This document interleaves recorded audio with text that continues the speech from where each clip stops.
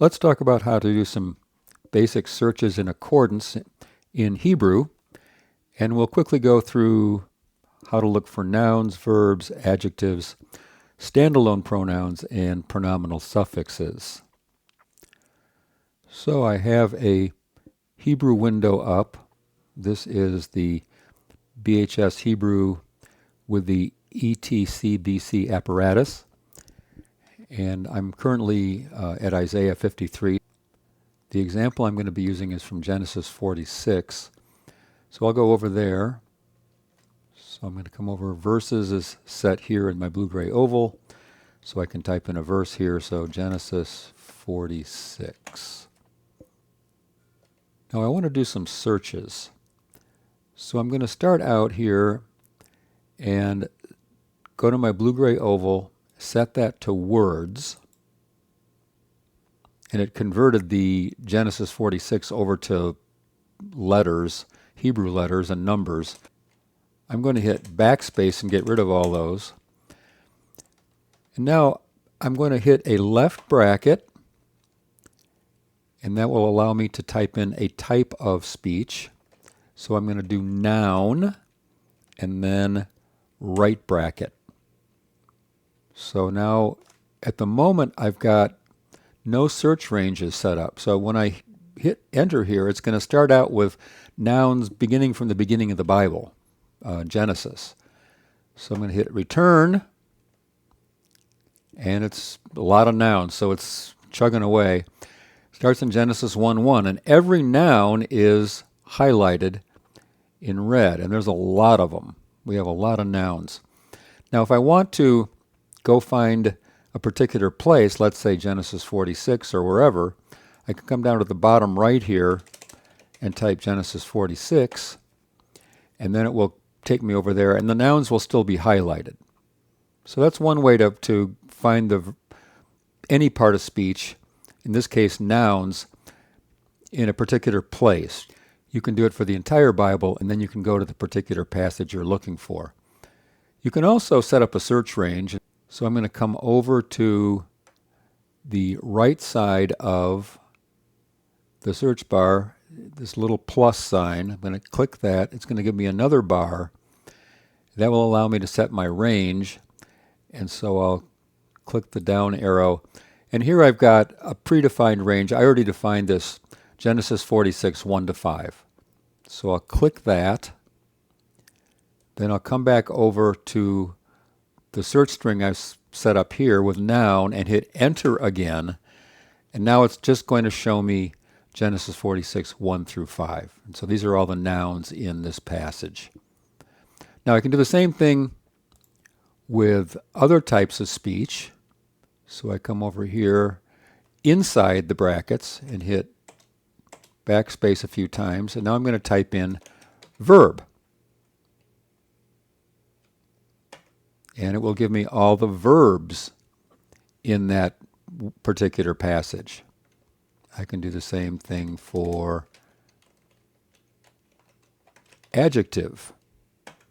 It'll give me the one adjective in that passage. I can type in pronoun. It will give me 3 pronouns in that passage.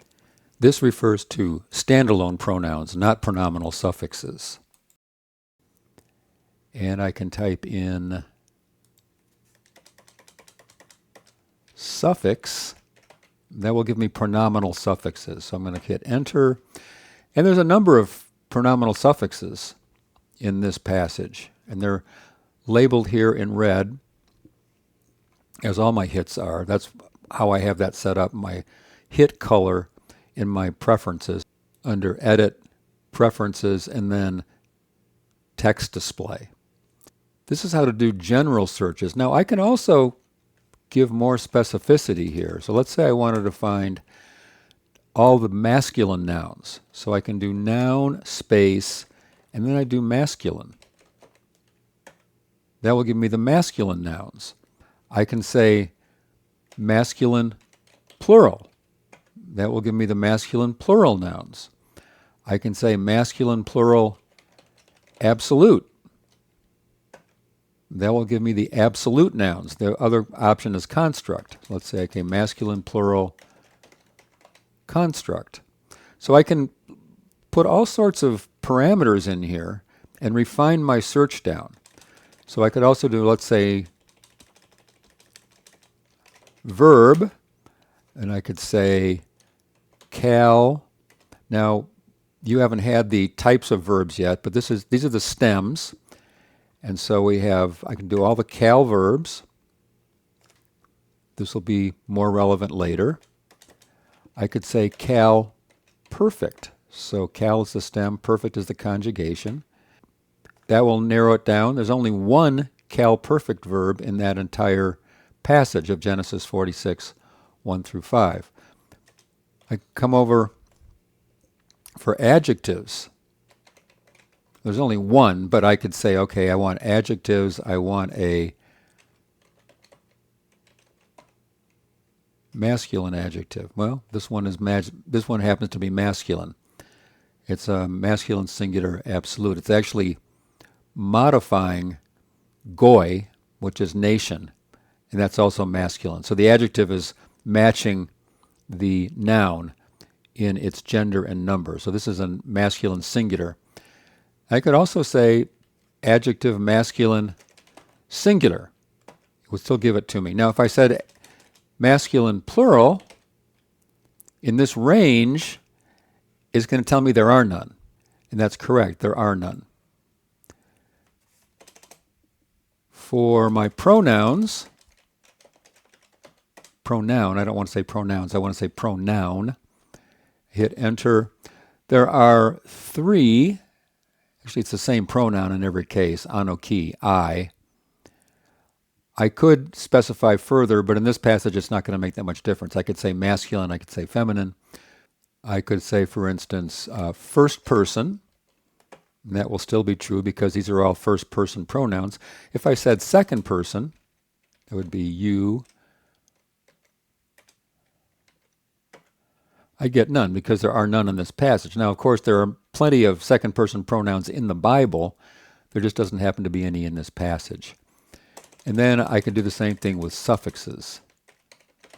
I could say, let's say, first person. There's one in our passage in Genesis 46:2. I'd say second person. There are 1, 2, 3, 4, 5. These are all second person singular. I could specify singular. In this case, those same ones show up. If I said plural, however, there'd be none because there are no plural, second person plural suffixes. If I just wanted the plural suffixes and I wasn't worried about the person, then I'll just say suffix plural. And I have a couple here. I have a third person plural here. They're all third person plural. Okay, so we've got avehem, which would be their fathers. We have this pronominal suffix here on taf. It comes out as tapam. Notice the Dagger's forte in there. Tapam, that would be their children. It's a singular noun, but it refers to plural children. And then we have neshehem. And this refers to their wives, their women or their wives probably.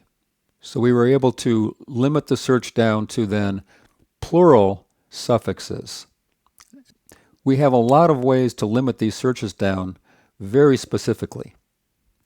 So this is an example of how to search for various parts of speech in the Hebrew text. As a reminder, you can find the parsing for any of these words by using instant details.